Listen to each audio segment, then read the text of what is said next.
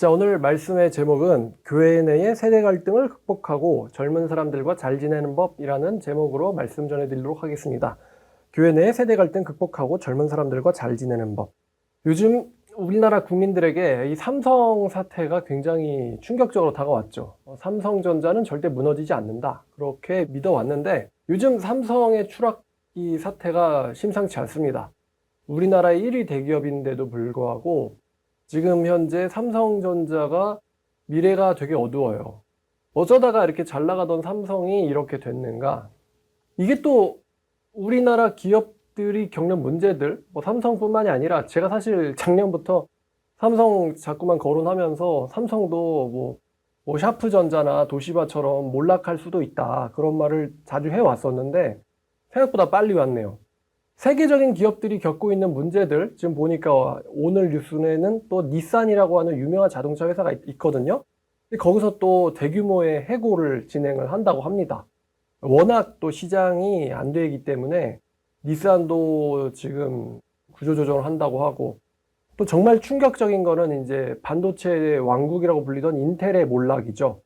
이것도 굉장히 충격적인데, 도대체 이것들과 우리 개인들과 또 교회에 어떤 공통점이 있을까? 교회도 지금 사실은 몰락하고 있죠. 자, 이게 바로 이제 세대 갈등일 것 같은데요.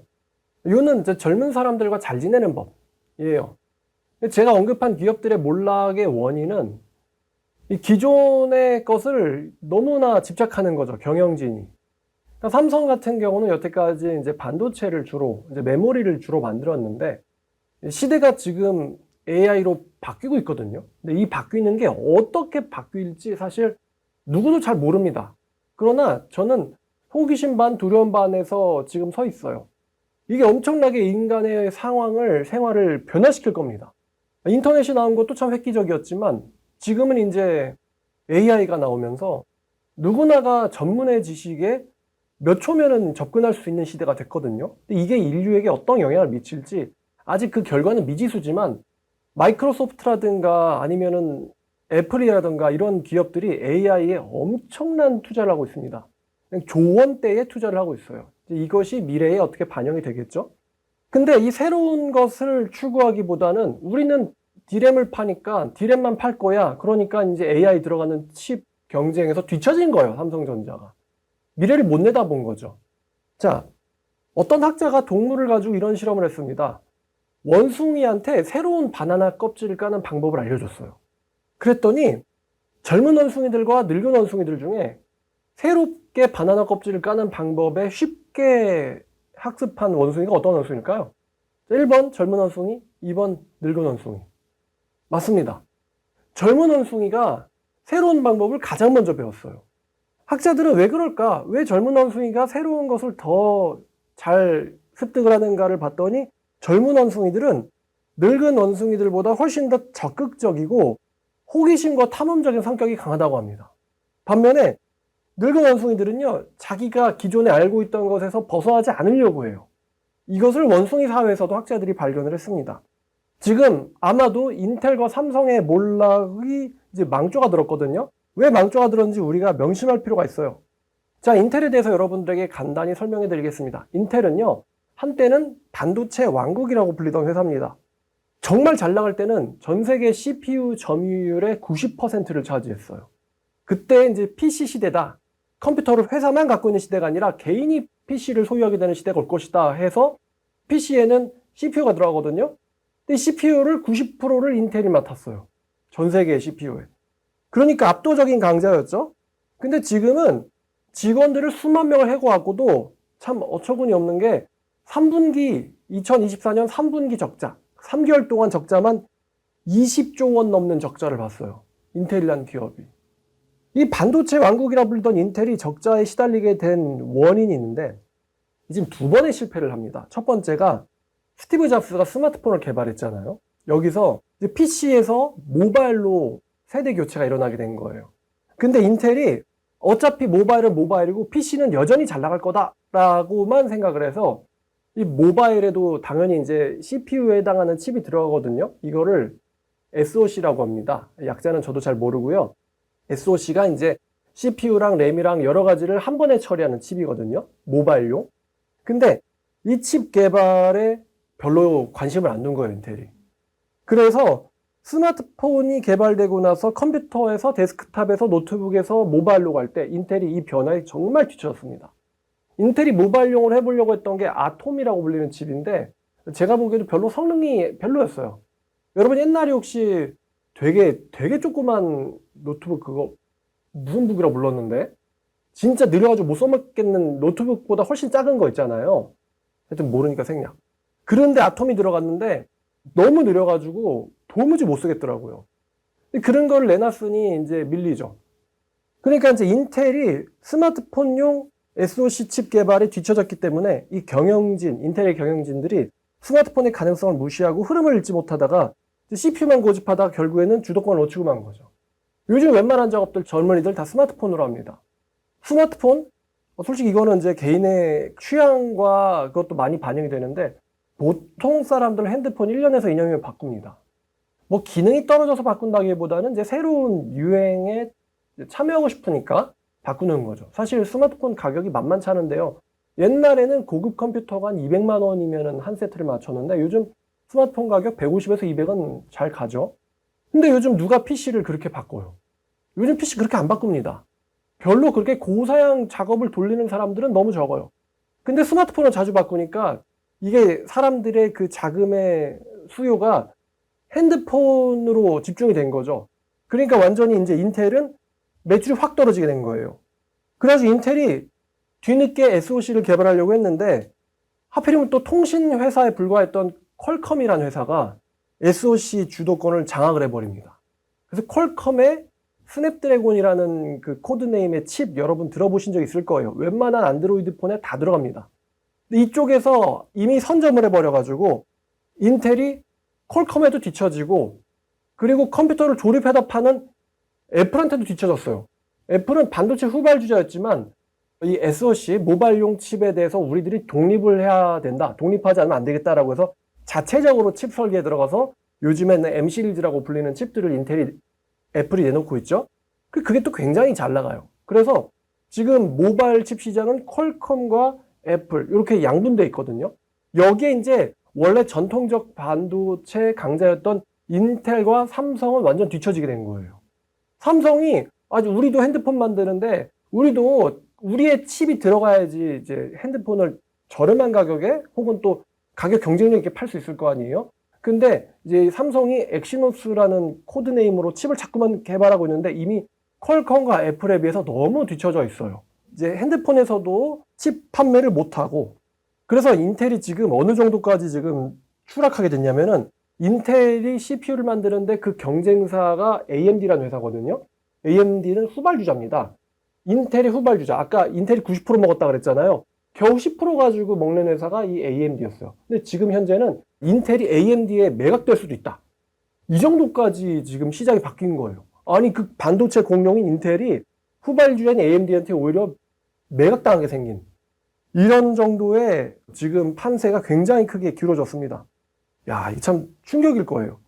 자, 그러면 이 인텔의 몰락과 반대되는 이 회사가 있는데 바로 엔비디아라는 회사입니다. 엔비디아라는 회사.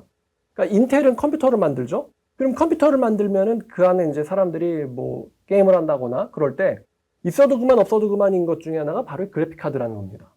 여러분 옛날에 뭐 너구리 같은 게임, 테트리스 게임 같은 거 할 때는 그래픽 카드가 필요 없었어요. 근데 이 엔비디아의 CEO가 창립자이자 CEO예요. 창립했으면서 여전히 CEO입니다. 이 젠슨 황이라고 하는 대만인입니다. 대만 출신의 미국인이죠. 근데 이 사람이 1993년에 게임을 할 때 그래픽이 좋으면 좋지 않을까? 라는 생각을 하면서 주변에 있는 친구들을 데려다가 원래는 알바생이었대요. 레스토랑 알바생이었는데 우리가 그래픽 카드를 한번 만들어 보자. 왜? 그럼 게임을 할 때 더 그래픽 좋잖아. 그래서 여기서 갑론을박을 하다 결국에는 만든 회사가 엔비디아입니다. 그래서 이 그래픽 카드는 있어도 그만 없어도 그만이에요. 근데 게임을 할 땐 필요하거든요. 이게 고사양 게임을 할 때. 그러니까 원래는 컴퓨터가 메인이고 컴퓨터에 들어간 칩 중에 하나가 그래픽 카드잖아요.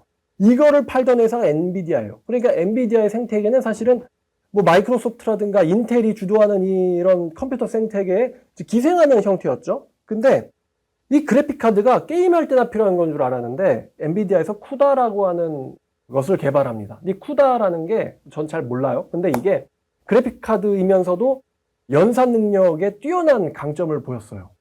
그래서 이 젠슨 황이 우리는 게임을 위한 그래픽카드를 만들지만 이 그래픽카드가 AI 연산에 굉장한 기능을 할 수 있구나라는 걸 발견하고 AI 쪽에 젠슨 황이 투자를 하게 된 거예요. 그래서 지금 엔비디아는 현재 그래픽카드에서도 독보적인 1위에 위치해 있고 뿐만 아니라 AI 연산 칩에서 완전히 독점하는 형태로 군림하고 있습니다. 자, 그래서 어떻게 됐느냐? 엔비디아의 지금 시가총액이 얼마냐면은 전 세계 1위입니다. 전 세계 1위인데 시총이 4,600조 원입니다. 한국 돈으로. 4,600조 원. 아까 반도체 공룡이라고 하던 인텔의 시가총액은 187조 원이에요. 엔비디아가 4,600조 원. 인텔은 187조 원. 너무 이 급이 차이가 나죠? 자, 삼성전자가 뭐 세탁기도 만들고 에어컨도 만들고 온갖 가전은 다 손대고 있잖아요. 노트북도 만들고 그리고 핸드폰도 만들고 뭐 메모리도 만들고 삼성전자 시가총액이 380조 원. 엔비디아가 4,600조 원. 삼성전자 규모의 10배 이상이 큽니다. 엄청나지 않습니까? 겨우 게임용 그래픽카드 하나 만들던 회사가 시총 1위를 차지하게 된 거예요.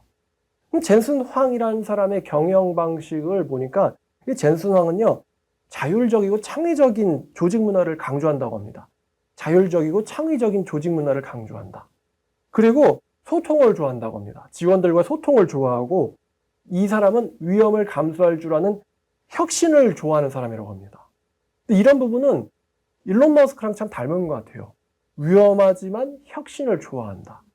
이거는 안전한 곳에만 안주하려고 하는 한국인들의 습성과는 참 좀 대비되는 거예요.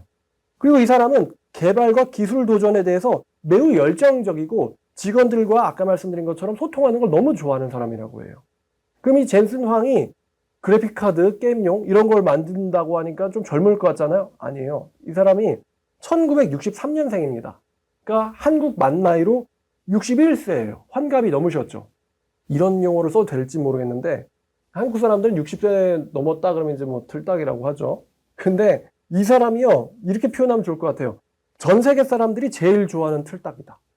전 세계 사람들이 제일 좋아하는 틀딱. 이 사람이 재밌는 게 여러분 스티브 잡스가 제품 발표할 때 검정색 폴라티를 입고 나와가지고 청바지에 검정 폴라. 그래가지고 이게 그 사람의 그 트렌드 마크가 됐잖아요. 근데 젠슨 황은요, 거기다가 한술 더 해가지고 이 사람은 거기다가 검정색 가죽 자켓만 입습니다. 검정색 가죽 자켓. 지금 세계 시총회사 1위 회사이기 때문에 이 CEO가 돈이 엄청나게 많겠죠. 근데 이 사람이 고집하는 건 검정색 가죽 자켓입니다. 젠슨 황 치면요, 여러분 구글 이미지에서 가죽 자켓밖에 못 볼 거예요. 검정색 가죽 자켓. 갖고 있는 게 한 벌밖에 없는가 싶을 정도로. 그러니 이 60 넘은 할아버지가 흰머리에 검은 티에 검정색 가죽 자켓에 청바지 입고 딱 나와가지고 인터뷰를 하는 거예요. 그러니까 이 사람이 굉장히 젊은이들과 많은 소통을 하는 것 같습니다.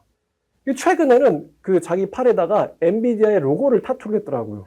우리가 타투하는 것까지 본받을 필요는 없겠죠. 뭔가 했길래 저 사람 뭐야 그랬는데 엔비디아 로고입니다. 자기가 만든 회사 로고를 몸에다가 그냥 그려버렸어요. 자, 이 엔비디아도 이렇게 어떤 이 젠슨 황이라는 사람의 그 안목 때문에 이렇게 성장을 했는데 이제는 뭐 반도체 칩 회사 수준이 아니에요. 삼성이 모든 걸 다 해봤자 거기에 10분의 1도 안 된다는 거. 자, AMD라고 하는 지금 인텔을 매입할지도 모르는 성장하고 있는 이 회사가 있는데 이 AMD가 원래 CPU를 만들던 회사거든요. 근데 얘네도 지금은 CPU를 인텔보다 훨씬 잘 만듭니다. 근데 이 AMD가 사실 거의 망할 뻔했어요. 근데 이 AMD를 구원한 CEO가 있는데 이분은 틀딱이면서 여자입니다. 리사 수라고 하는 대만 사람이에요. 대만인이면서 미국으로 이민을 했습니다. 근데 리사 수라는 사람은 굉장히 이 사람도 도전적입니다.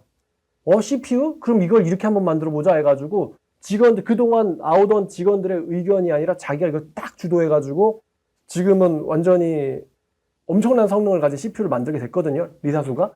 뿐만 아니라 얘네들은 아까 엔비디아에 비해서 그래픽카드도 만드는데 얘네들은 라데온이라는 브랜드를 만들거든요. 근데 항상 엔비디아에 비해서 조금씩 뒤쳐 있었어요. 근데 이 AMD도 그래픽카드 쪽에서도 CPU의 발전과 더불어서 엄청난 비약적인 성능을 보여줘요. 물론 엔비디아가 더 세긴 합니다. 그리고 그래픽카드 만들면서 AMD도 인공지능 칩 쪽 개발에 뛰어들어서 지금 상당한 매출을 올리고 있습니다. 그러니까 인텔을 살지도 모르는 기업 중에 하나로 거론이 되고 있죠. 야, 지금 이 세계 시장의 이 격변이 장난이 아닙니다. 자, 그러면 이 리사수도 그렇고 젠슨 황도 그렇고 젊은 사람들한테 인기 있는 CEO들의 특징이 다음과 같습니다. 제가 봤어요. 이 사람들의 특징이 뭔가. 첫 번째, 소통을 좋아한다. 두 번째, 직원들의 말을 경청하는 걸 좋아한다고 합니다. 세 번째, 창의적인 사람들이라고 합니다. 네 번째, 새로운 일을 벌이기를 좋아한다고 합니다. 다섯 번째, 도전적입니다. 여섯 번째, 위험을 무릅쓰고 일한다고 합니다. 소통을 좋아하고 직원들의 말을 경청하고 창의적이고 새로운 일을 좋아하고 도전적이고 위험을 무릅쓰기도 한다. 이게 현대를 지금 이끄는, 보니까 뭐 포춘지에서도 리사수가 가장 영향력 있는 여성 경영인 1, 2위를 다투는 사람이라고 하거든요. 자, 그러면은 이런 사람들의 특징의 반대가 뭘까요? 자, 반대가 이러해요. 수직적이고 권위적인 구조. 직원들의 말을 잘 묵살한다. 현 체제에 머무르려고 한다. 새로운 먹거리를 찾는데 게으르다. 안주하려고 한다. 위험한 도전을 싫어한다. 이게 제가 방금 말한 세계적인 CEO들의 정반대거든요. 근데 이게 뭐냐면은 한국 기업의 특징이에요. 한국 기업의 특징. 새로운 도전을 하지 않으려고 하고 위험을 무릅쓰기 싫어하고 직원들의 아이디어를 잘 묵살하고 안주하려고 하고 게으르다. 이게 한국 기업의 특징입니다. 여러분 이런 말 들은 적 있어요? 삼성매는 피에서도 파란 피 갈라야 된다. 이런데 무슨 이런 기업 흐름에서 살아남겠어요. 완전히 그냥 위에서 내리는 명령에 예스만 하는 사람을 만들겠다는 거잖아요, 이게. 여기서 무슨 창의가 나오고 도전이 나오겠습니까? 지금 삼성전자 구조조정 한다고 하죠? 정말 충격적이죠. 우리나라에서 뭐 삼성 가면은 공무원 되는 것보다 훨씬 더 인정받는 그런 시대도 있었는데 지금은 미래가 불투명해졌어요. 자, 근데 이렇게 권위적이고 수직적이고 소통을 게을리하고 위험한 도전을 하지 않으려고 하고 안주하려고 하는 이러한 구조와 정말 닮기 쉬운 조직이 또 있는데 바로 교회예요. 교회. 교회가 수직적이고 변화를 거부하고 위험한 도전을 싫어한다. 근데 저는 예수님이 말씀하신 복음이 이렇게 권위적이고 수직적이냐라고 했을 때 저는 그건 아니라고 생각 들어요. 왜냐하면 예수님은 그 당시에 바리새인들에게 굉장히 혁신적인 인물, 심지어는 위험한 인물로까지 보여줬습니다. 근데 사실 우리가 예수님의 가르침을 구약 성경에 잘 비교해 보면 예수님의 말씀이 구약 성경과 틀린 게 없어요. 사도 바울도 말했지만 사도 바울의 가르침이 구약 성경에 굉장히 위험하고 도전적이고 틀린 거냐? 사도 바울이 이렇게 말하잖아요. 나는 저들이 믿는 걸 믿는 것밖에 죄가 없다. 저들이 믿는 하나님이 가르치는 걸 난 믿는 죄밖에 없다라고 바울이 말하거든요. 그러니까 그 당시 사람들이 안주하고 머무르려고 했던 반면에 사도 바울이나 예수님 같은 분들은 구약 성경의 말씀들을 굉장히 잘 받아들이고 그 시대에 혁신적으로 적용하려고 했던 사람들이에요. 그러니까 심판이 온다는 선언을 했고요. 심판이 온다는 선언을 했고요. 에이, 심판이 어디 와? 이렇게 안주했던 사람들이 대부분 멸망을 당했죠. 근데 교회가 지금 우리 이제 한국 교회 분위기 혹은 우리 교회 내 분위기가 참 젊은 사람들과의 소통이 어렵다라는 생각이 들어요. 근데 제 생각엔 이런 분위기가 한국의 특유의 유교 문화라도 얽혀있다는 생각이 듭니다. 마치 나이가 들면은 선이고 어리면 악이다라는 것처럼 말이죠. 어린 사람들은 나이 든 사람들의 말을 무조건 들어야 돼. 이런 분위기, 이건 유교적인 분위기. 근데 성경은요, 어리면 악하고 늙으면 선하다 이렇게 말하지 않아요. 늙어도 선한 사람, 악한 사람이 있고요. 어려도요, 선한 사람, 악한 사람이 있습니다. 교회가 추구해야 되는 건 선이지 사실은 연배는 아닌 것 같아요. 그러니 뭐 담임 목사님, 뭐 원로 목사님, 뭐 장로님, 집사님, 권사님 뭐 이렇게 딱 이게 권위적이고 수직적인 구조가 있다 보니까 교회가 지금 현대 사회의 변화를 굉장히 못 받아들일 뿐만 아니라 좀 둔감하기까지 합니다. 물론 저는 복음의 본질을 바꾸자, 고쳐야 된다라고 말하는 것이 아닙니다. 예수님의 사도 바울이 항상 제가 이제 강조했던 것처럼요. 어느 도시, 어느 상황에 가면은 그 사람들이 자기들의 메시지를 어떻게 이들에게 녹일지 고민을 많이 했단 말이죠. 그냥 나는 천국, 니들은 지옥, 나는 맞고 너넨 틀리니까 내 말을 믿어라. 이런 식의 태도를 예수님도 사도 바울도 어떤 선지자도 가진 적이 없어요. 선지자들, 특히 사도들은요, 그 이방의 도시에서도 어떻게 복음을 전할까에 대해서 정말 고민을 많이 했습니다. 내가 맞고 니네들 우상 숭배자다, 니네들은 다 지옥 간다. 이런 태도로는요, 그 도시를 선교할 수가 없어요. 교회가 세상과도 소통이 안 돼요.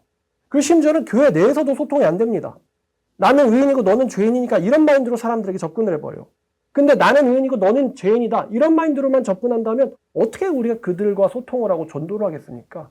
그 사람들도 자존심이 있는데 우리를 죄인으로만 본대. 이런 태도를 가진 사람들과 소통하고 싶겠어요? 에이, 더럽고 치사해서 지옥 간다. 이렇게 생각하겠죠. 자, 제가 교회 내에 이런 세대 갈등 혹은 또 한국의 이런 망해가는 기업 문화를 보면서 정말 중요하게 생각하는 게 있는데 바로 경청이라는 것입니다. 경청. 아까 훌륭한 CEO들, 이런 사람들을 제가 틀딱이라고 부를 수 있을까 모르겠어요. 창의적이고 혁신적이고 도전적이고 위험을 무릅쓰고 항상 새로운 걸 찾아 나서고 소통을 좋아한다. 왜 이런 사람을 틀딱이라고 할 수 있을까요? 젊은 사람들이 그 사람 한번 보고 싶어가지고 막 열광이에요. 젠슨 황, 리사수 엄청나게 사람들한테 도전이 되고 또 만나고 싶어하는 경영인. 전통적인 나이들은 그런 경영인과는 완전 다릅니다. 근데 이런 사람들, 이런 훌륭한 CEO들의 특징이 바로 경청이라는 거죠. 여러분들이 남에게 자기 말을 들려주고 싶으면요, 정말로 최선을 다해서 그 사람들의 말을 먼저 들어줘야 돼요. 예수님의 황금률 있잖아요. 너희가 대접받고 싶은 대로 먼저 남을 대접하라는 말이 있지 않습니까? 참 대화 있어서 여러분들이 말을 하고 싶다면 먼저 그 사람 말을 열심히 들어줘야 된다고 생각합니다. 그 사람들의 말에 들을 가치가 있든 없든 말입니다. 옛날에는요, 경험이 중요했어요. 옛날에는 어른들의 경험을 무시할 수 없었습니다. 옛날에는 어른들이 그만큼 살아왔기 때문에. 근데 지금은 옛날과는 완전히 패러다임이 바뀌었어요. 옛날 어른들이 수십 년에 걸쳐서 경험해서 배울 만한 것들을 요즘 사람들은 몇 초 만에 타이핑해가지고 알아낼 수가 있습니다. 저도 어제 열심히 주물러 봤는데 이제 구글링을 넘어서 지금은 이제 챗 GPT 같은 인공지능 채팅 같은 서비스가 상용화가 됐죠. 근데 이게 한 분야의 일생을 바친 학자들의 연구 결과와 요약을요, 젊은들이 타이핑 몇 번으로 접근할 수 있는 시대가 된 거예요.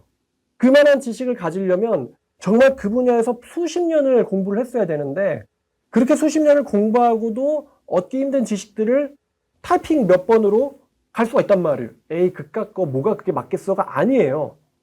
뭐에 대해서 알려줘. 거기에 대한 논문을 알려줘. 그 사람 어떤 사람인지 알려줘. 그러면은 바로 고급 정보를 내놓습니다. 그런 시대가 됐기 때문에 어른들의 경험이라는 게 의미가 없게 돼버렸어요, 사실. 어른들의 경험이라는 게. 자, 여러분이 혹시 젊은 사람들과 소통을 하시고 있는 분이라면은 정말 중요한 게 있습니다. 절대로 젊은 애들을 가르치려고 들지 마세요. 전 이 태도가, 저도 사실은 이제 좀 나이가 이제 중년이잖아요.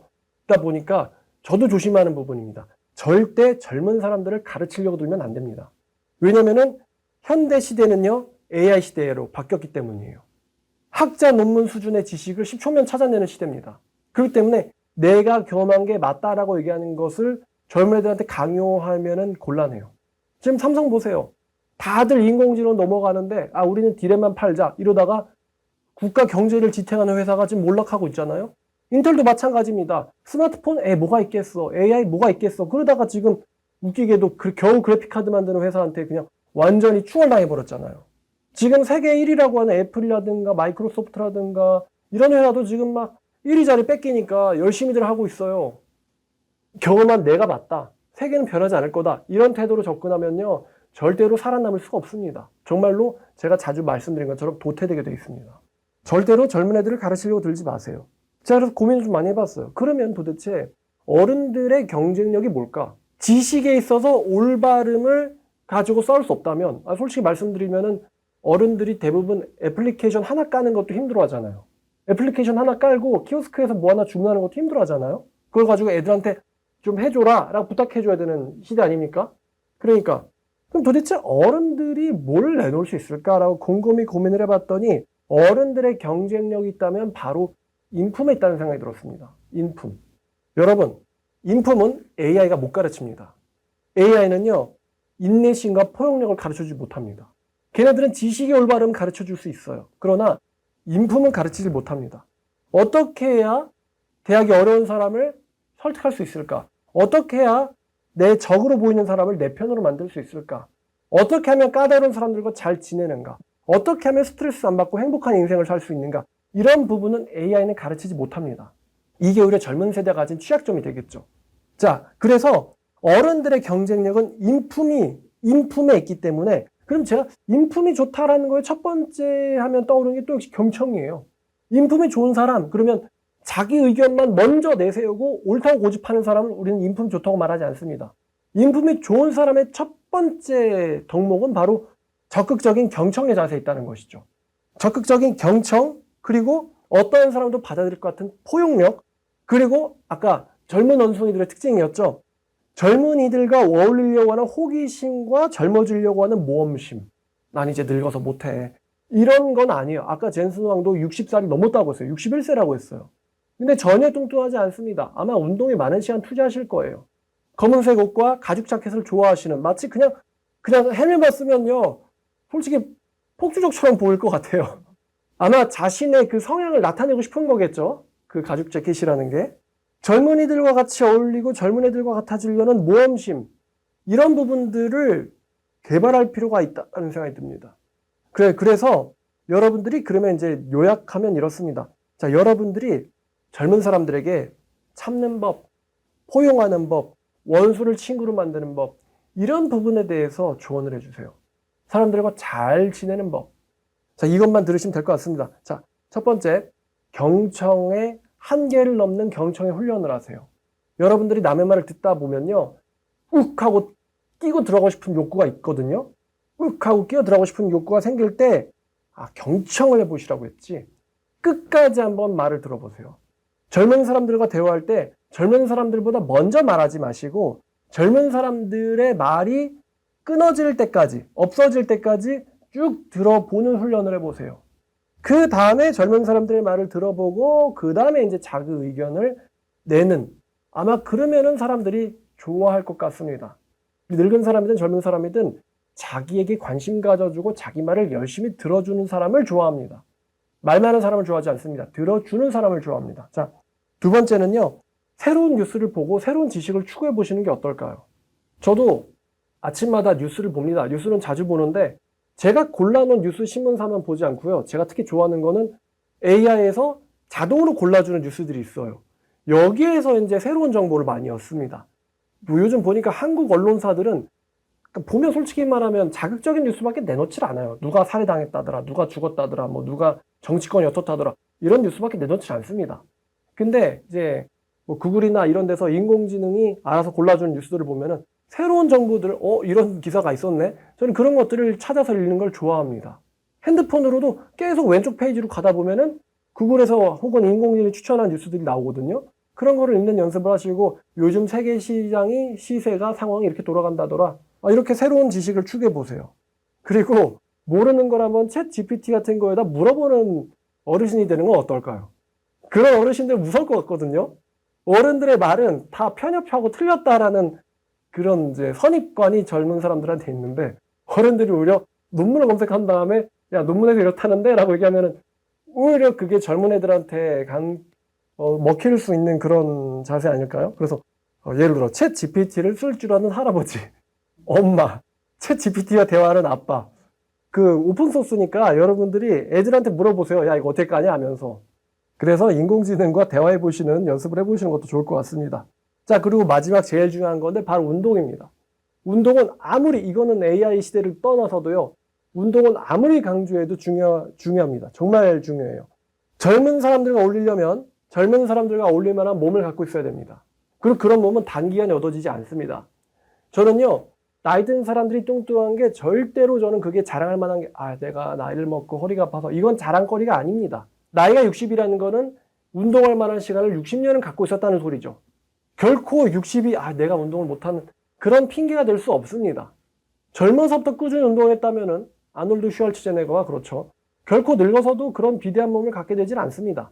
지금이라도 늦지 않았어요. 열심히, 그럼 이런 것도 한번 물어보세요. 챗 GPT한테 물어보든, 아니면 오히려 젊은 애들한테 물어보든, 내가 어디로 운동하면 좋을까? 내가 뭐부터 하면 좋을까? 라고 물어보셔서 그들한테 지식을 얻어내십시오. 그래서 여러분들이 건강한 몸, 젊은 몸을 갖게 되면은 젊은 몸을 가진 사람들이 또 젊은 사람들과 어울리기 좋지 않겠습니까? 제가 그 얼마 전에 건강 검진에 봤는데 신체 나이가 제 실제 나이보다 10년 어리게 나왔습니다. 근데 더 젊게 만들어야죠. 자, 여러분들도 이게 아마 교회가 살아남는 중요한 문제일 것 같거든요. 최선을 다해서 젊어지시는 몸도 마음도 젊어지시는 저와 또 여러분들 됐으면 좋겠습니다. 우리 삼성이라는 그룹의 몰락을 보면서 우리도 본받지 말고 정신을 차리자고요. 기도하겠습니다. 하나님 아버지, 소통에 있어서 젊은 사람들과 어울리는 법이라는 제목으로 메시지 나눠보았습니다. 정말 별것도 아니었던 회사가 세계적인 회사가 되고 또 전통적인 강자였던 회사들이 몰락해 나가는 이 시대에 새로운 것을 받아들이고 자기가 기존에 알던 것들을 뒤엎고 새로 추구하는 이러한 자세들이 얼마나 중요한지 오늘 한번 다시 살펴보았습니다. 성경은 진리지만 성경은 시대에 맞게 또 하나님께서도 우리에게 친숙하게 메시지를 주십니다. 주님, 우리가 오래된 것들에만 얽매여서 세계의 변화에 뒤처지는 그러한 사람 되지 않도록 저희의 마음을 유연하게 바꿔주시옵소서. 예수님의 이름으로 기도드렸습니다.